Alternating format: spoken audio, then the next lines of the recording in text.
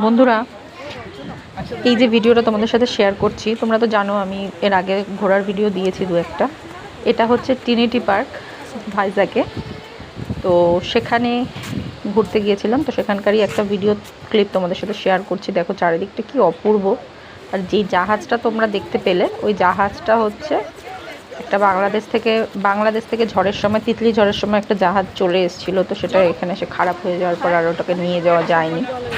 তো ওটা এখানেই থাকে। তো এটা দেখতে অনেকে আসে দূর দূরান্ত থেকে। এই জাহাজটা ভীষণ বড়।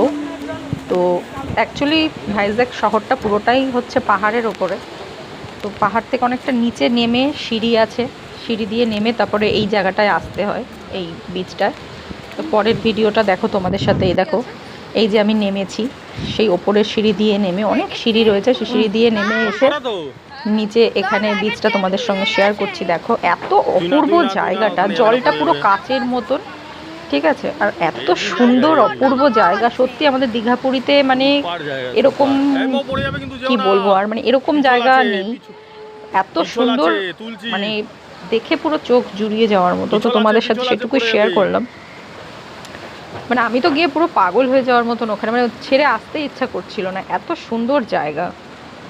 তো দেখো তোমরা, সেটাই তোমাদের সাথে শেয়ার করলাম। দেখো ওপরে পুরো পাহাড়, ওখান থেকে সিঁড়ি আছে, সিঁড়ি দিয়ে নিচে নেমে আসতে হয়।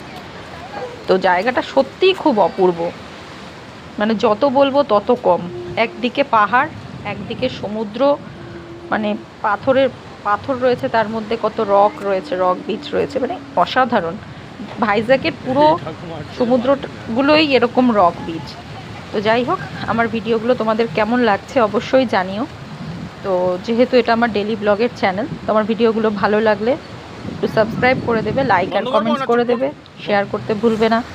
তো চলো, সকলকে টাটা। আর ভিডিওগুলো ভালো লাগলে অবশ্যই লাইক আর কমেন্টস করবে, আর বেল আইকনটা টিপে দেবে, তাহলে সব ভিডিওগুলো তোমাদের ফোনে ঢুকে যাবে। তো চলো টাটা, এখানেই রাখলাম। আবার আসবো পরের ভিডিও নিয়ে তোমাদের সঙ্গে খুব তাড়াতাড়ি।